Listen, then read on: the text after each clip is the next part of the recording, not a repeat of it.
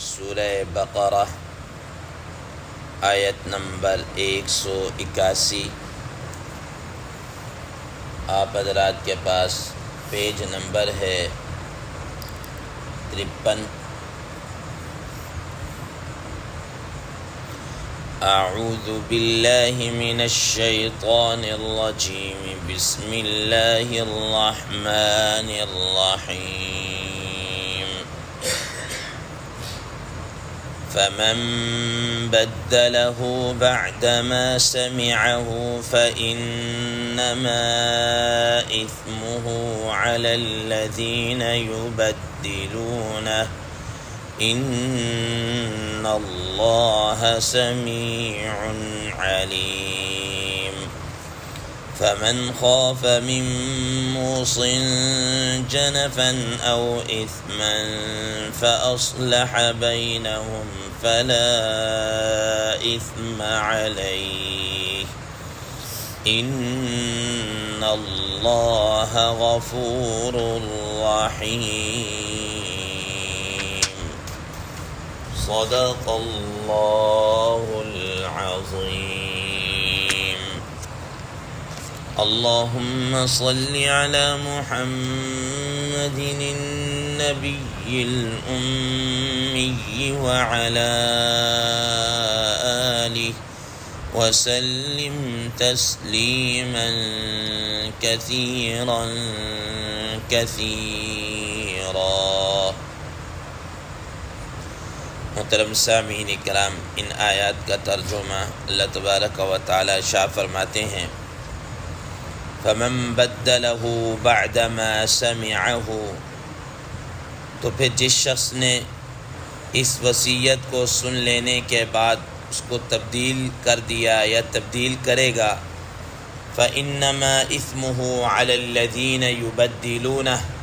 تو اس کا گناہ ان لوگوں پر ہوگا جو اس کو تبدیل کریں گے۔ ان اللہ سمیع علیم، بے شک یقیناً اللہ تبارک و تعالی سنتے ہیں، جانتے ہیں۔ فمن خاف من موص جنفا او اثما، ہاں مگر وہ شخص جس نے وصیت کرنے والے کی طرف سے کسی ظلم کا یا گناہ کا خوف محسوس کیا، فاصلح بینہم، تو اس نے ان کے درمیان میں باہمی صلح کروا دی، فلا اثم علیہ، تو اس پر کسی قسم کا کوئی گناہ نہیں ہے۔ ان اللہ غفور الرحیم، بے شک اللہ تبارک و تعالی مغفرت فرمانے والے ہیں، رحم کرنے والے ہیں۔ محترم سامعین کرام، ما قبل کی آیت مبارکہ میں آپ حضرات کے سامنے یہ بات چل رہی کہ اللہ تبارک و تعالی نے جس طریقے سے انسانی جان کے تحفظ کے بارے میں قانون نازل فرمایا، ایسے ہی اللہ تبارک و تعالی انسان کے مال کی بھی حفاظت کا قانون نازل فرمایا ہے۔ حضرات مفسرین کرام رحمہ اللہ فرماتے ہیں کہ اللہ تبارک و تعالی نے انسان کی جان کا بھی تحفظ کیا، مال کا بھی تحفظ کیا، اور اس کے ساتھ ساتھ انسان کے نسب کا بھی تحفظ کیا ہے، نسب کا۔ یہی وجہ ہے کہ اسلام کے اندر نکاح اور اس پر گواہ اور اس کا سارا قانون کیا ہے، موجود ہے۔ اور کوئی آدمی کسی کے اوپر نسب کے سلسلے میں کوئی غلط بات کرے، تہمت لگائے، اس کے متعلق بھی کڑے سے کڑا قانون موجود ہے۔ محترم سامعین کرام، تو اللہ تبارک و تعالی نے انسان سے متعلق جو چیزیں ہیں اس کی حفاظت کے سلسلے میں ہر ایک کے متعلق الگ الگ سے قانون اتارا ہے۔ یہ ہماری بدقسمتی ہے، یہ ہماری بدقسمتی ہے کہ ہم نے اسلام کے اس آفاقی اور اصولی جو دین ہے اس کو چھوڑ کر، ان قوانین کو چھوڑ کر ہم غیروں کے پیچھے بھاگ رہے ہیں اور اس کو اپنانے کی کوشش کر رہے ہیں۔ یہی وجہ ہے کہ آج نہ ہم ادھر کے رہے نہ ادھر کے رہے، نہ ان کو ہم اڈاپٹ کر سکے، نہ ہم اس کو کیا ہے پوری طریقے سے اپنا سکیں۔ جی تو بہرحال اللہ تبارک و تعالیٰ نے وصیت کے متعلق قانون نافذ فرمایا کہ وصیت انسان کو کر دینی چاہیے، لیکن ایک یہ ہے کہ فرض کے درجہ میں اس کے متعلق تو کل بتا دیا کہ جب سے سورہ نساء کی آیات مبارکہ ورثاء کے حقوق سے متعلق نکلی، ان کے حصص کے متعلق آئیں، تو اللہ تبارک و تعالیٰ نے اس وصیت کو مفسرین کرام رحمہ اللہ کے بقول منسوخ کر دیا ہے۔ اب یہ وصیت کرنا، یہ جیسا کہ کل بتایا تھا، مستحب ہے، لیکن بسا اوقات یہ پھر بھی لازم ہو جاتا ہے کہ اگر انسان کے ذمے کوئی کسی کا حق باقی رہ گیا، یا اللہ کا کوئی حق باقی ہے، کوئی قرض رہ گیا ہے، نمازوں کی ادائیگی کے سلسلہ ہے، زکوٰۃ کی ادائیگی ہے، حج بدل ہے، اور اس کے متعلق یہ ساری چیزیں کل آپ حضرات کے سامنے بیان فرمایا فمن بدلہ بعد ما سمعہ۔ اب صورتحال یہ ہے کہ کسی آدمی نے کوئی وصیت کی، اب وصیت جن افراد کے سامنے کی انہوں نے اس کو اچھی طریقے سے سن لیا اور کہا کہ ہاں بھئی یہ وصیت ہے۔ اب اس وصیت کو سن لینے کے بعد ہونا یہ چاہیے جس نے جیسے وصیت کی اس کو ویسے ہی نافذ کر دیا جائے، اس کو ویسے ہی نافذ کر دیا جائے۔ لیکن اب ان سننے والوں نے وہ ورثاء میں سے ہوں یا جن کے سامنے وصیت کی وہ لوگ ہوں، کوئی بھی ہوں، انہوں نے کیا کیا کہ اس وصیت کے اندر چینجنگ کر دی، تبدیلی کر دی۔ اب تبدیلی جب کی تو اللہ تعالیٰ فرمانے فَإِنَّمَا إِثْمُ عَلَى الَّذِينَ يُبَدِّلُونَ کہ اب تبدیل کرنے والوں کے اوپر کیا ہے؟ گناہ ہے۔ حضرات مفسرین کرام رحمہ اللہ فرماتے ہیں مثال کے طور پر ایک آدمی ہے، اس نے یہ وصیت کی کہ بھئی میرے ذمے نمازوں کا فدیہ رہ گیا، میرے ذمے نمازیں رہ گئی، اس کا فدیہ ادا کر دینا، یا میرے ذمے زکوٰۃ رہ گئی ہے، اس زکوٰۃ کی ادائیگی کر دینا، یا میرے ذمے حج رہ گیا، یا میرے ذمے فلاں کا قرضہ باقی ہے وہ ادا کر دینا۔ اب جن کے سامنے وصیت کی انہوں نے کیا کیا کہ اس کا قرض ادا نہیں کیا، وہ زکوٰۃ ادا نہیں کی، وہ حج ادا نہیں کروایا، حج بدل نہیں کروایا، یا یہ اس طرح کی کوئی بات کر دی، کوئی بھی نہیں اس کے مطابق نہیں ہے،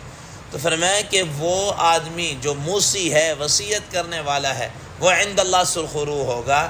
یہ لوگ اب جناب اعلیٰ کیا ہوں گے؟ جواب دہ ہوں گے کہ انہوں نے اس حق کی ادائیگی کیوں نہیں کی۔ یا مثال کے طور پر یہ بھی ہو سکتا ہے کہ اس نے کہا کہ بھئی میرا مال فلاں آدمی کو دے دینا، کوئی غریب ہوگا اب اس کے رشتہ داروں میں، یا اس نے کہا کہ مدرسے کے اوپر خرچ کر دینا، یا اس میں سے کوئی مسجد کے اوپر لگا دینا۔ اب انہوں نے کیا کہا کہ وصیت کرنے والے انہوں نے کہا یار مدرسے کے اندر تو لوگ دیتے رہتے ہیں، یا مسجدیں تو لوگ بناتے رہتے ہیں، یہ ہمارے جو محلے کی یہ جو گلی ہے یہ بڑی خراب ہوئی پڑی ہے، اس کی تعمیر ہونے والی ہے، تو ہم اس کو کیا کر دیتے ہیں، تعمیر ہی کرنی نا، مسجد بھی تعمیر کرنی تو اللہ کے لیے، تو یہ بھی تو فلاں اس طرح۔ تو انہوں نے کیا کر دیا، بجائے مسجد کی تعمیر کے اندر جو اس نے وصیت کی تھی، یا مدرسے کی تعمیر کے اندر، یا اس پر خرچ کرنے کے اوپر، انہوں نے کیا کر دیا، گلی پکی کروا دی، کوئی اور اس کے خلاف کیا کر دیا۔ تو فرمایا فَإِنَّمَا إِثْمُهُ عَلَى الَّذِينَ يُبَدِّلُونَ، تو اس کا گناہ اس وصیت کو تبدیل کرنے والوں کے اوپر ہوگا، جو موصی ہے، وصیت کرنے والا، وہ اس سے بری الذمہ ہوگا۔ فرمایا ان اللہ سمیع علیم، کہ اللہ تبارک و تعالی جس نے وصیت کی ہے، جو کی ہے، اس کو بھی بڑی اچھے طریقے سے سننے والے ہیں کہ اس نے کیا وصیت کی، علیم، اور یہ جو بعد میں لوگ اس کے متعلق افعال جو کام کر رہے ہیں، اللہ تبارک و تعالیٰ ان کے اس کو بھی کیا ہے، خوب اچھے طریقے سے جاننے والے ہیں۔ فمن خاف من موص جنفا او اثما، ہاں اس سے ایک صورت کو مستثنا قرار دیا ہے، ایک صورت کہ وہ اس تبدیلی کے اندر نہیں آئے گی، وہ اس تبدیلی کے اندر نہیں ہے، اس کا گناہ نہیں ہے۔ وہ کیا ہے کہ وصیت کرنے والے نے کس گناہ کر دیا، حد سے تجاوز کر دیا، وصیت کے اندر حد سے تجاوز کر دیا ہے، کوئی گناہ کی وصیت کر دی۔ گناہ کی وصیت سے مراد کیا ہے؟ حضرات مفسرین کرام رحمہ اللہ فرماتے ہیں ایک تو یہ ہے کہ اس نے وصیت ہی کسی گناہ کے کام کی ہے تو اس کی وصیت کو نافذ نہیں کیا جائے گا، یا مثال کے طور پر اس نے وصیت کے اندر کوئی حد سے تجاوز کیا ہے، کہ مثال کے طور پر کہ آپ حضرات کے علم میں کل بتایا تھا کہ وصیت کرنے والے کے لیے نبی صلی اللہ علیہ وسلم نے فرمایا کہ اپنے کل مال میں سے تہائی مال میں سے ایک تہائی کی کل مال میں سے ایک تہائی مال کی وصیت کر سکتا ہے۔ اور اس کو آپ صلی اللہ علیہ وسلم نے فرمایا وَالثُّلُثُ کثیر، کہ یہ ثلث بھی کیا ہے، بہت زیادہ ہے، اس سے زیادہ نہیں۔ اب کسی آدمی نے 2/3 کی وصیت کر دی، 2/3 کی، اب جناب اعلیٰ وہ کیا کرتے ہیں کہ اس وصیت کو نافذ کیا جائے گا یا نہیں کیا جائے گا؟ ورثاء اگر اس کے اندر تبدیلی کرتے ہیں، اگر وہ تو راضی ہیں، ورثاء راضی ہیں کہ مثال کے طور پر بھئی ہمارے پاس اللہ کا دیا خود بہت ہے، اگر انہوں نے وصیت کر دی ہے 2/3 مال کی مسجد تعمیر کرنے کے اندر، کہیں اور دینے کے اندر، انہوں نے اجازت دے دی تو ٹھیک ہے، نہیں تو ورنہ وہ اس کو 1/3 تک وصیت کو نافذ کرنے کے مجاز ہیں، اس سے زیادہ کے نہیں۔ اب یہ اس کے اندر تبدیلی کریں گے تو یہ اس کے اندر کسی قسم کا ان کو گناہ نہیں ہوگا۔ یا مثال کے طور پر کہ آپ حضرات کے سامنے جیسے کل بتایا تھا کہ کسی وارث کو جناب اعلیٰ آپ کیا ہے وصیت نہیں کر سکتے، وارث کے مطابق خود رسول اللہ صلی اللہ علیہ وسلم نے فرما دیا کہ اب جب اللہ تعالیٰ نے ہر ایک ذی حق کو اس کا حق دے دیا ہے، اس کے حصص کو قرآن مجید کے اندر بیان کر دیا ہے، اب اس کو دوبارہ سے جناب اعلیٰ وصیت نہیں کی جا سکتی۔ اب کوئی آدمی جناب کیا کرے، اپنے کسی بیٹے کے ساتھ مثال کے طور پر اس کو کچھ زیادہ ہی محبت ہوگی یا اس کے ساتھ تعلق داری ہوگی، تو اب اس نے کیا کیا، بیٹے کو حق تو ملا ہی ملا ہے، اب اس کے علاوہ بھی اس کے لیے وصیت کر کے جا رہا ہے، تو اب اگر کوئی آدمی یہ کہے کہ یار یہ غلط بات ہو گئی ہے، اس میں تو اس کی بھی قبر بھاری رہے گی اور دوسرے بھی محروم رہیں گے، ان کے درمیان میں کوئی ایسی مصالحت کی شکل پیدا کر لیتا ہے اور اس کو تبدیل کرتا ہے اس وصیت کو، تو یہ اس کے اندر وصیت کو تبدیل کرنے کے زمرہ میں نہیں آئے گا، بلکہ یہ تو ایک طرح سے اس کے ساتھ ہمدردی ہے، ایک تو اس طرح کا ہمدردی ہے۔ اسی طریقے سے محترم سامعین اکرام،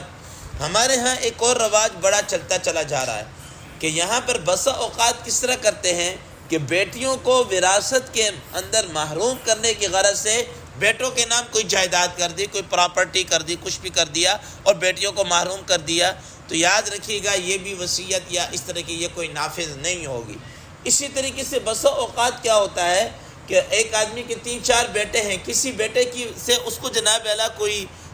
کیا کہتے ہیں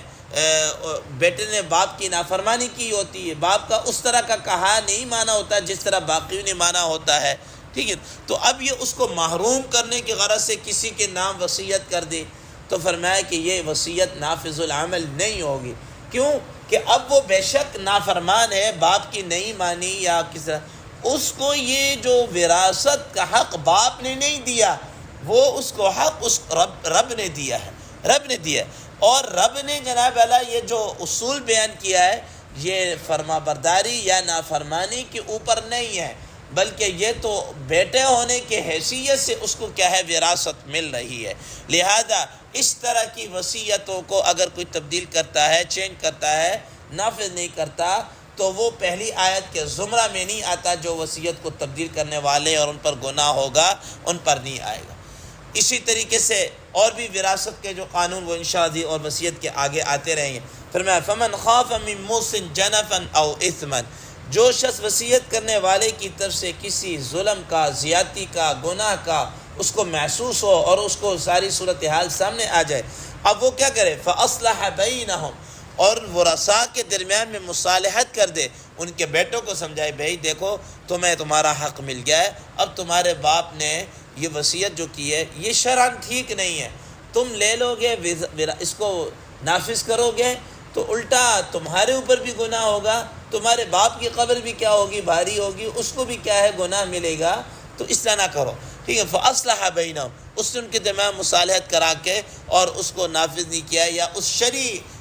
حق تک اس کو نافذ کیا، فرمایا فلا اثم علیہ، اس مصالحت کروانے والے شخص کے اوپر اور اس کو اس طرح کرنے والے کے اوپر کسی قسم کا گناہ نہیں ہوگا، یہ وہ تبدیل کرنے والوں کے زمرہ میں نہیں آئے گا۔ ان اللہ غفور الرحیم، بے شک اللہ تبارک و تعالی مغفرت کرنے والے ہیں، بخشش کرنے والے ہیں، کہ اگر اب اس دوران پھر اگر کوئی 19-20 ہو گئی تو اللہ تبارک و تعالیٰ اس سے درگزر کر دیں گے اور اس پر کیا ہے وصیت کرنے والے کے اوپر بھی اپنا رحم فرمائیں گے۔ اللہ تبارک و تعالیٰ سے دعا ہے اللہ تبارک و تعالیٰ ہمیں ان اصولوں کو حقیقی معنوں میں اپنانے کی توفیق عطا فرمائے۔ وآخر دعوانا ان الحمد للہ رب العالمین۔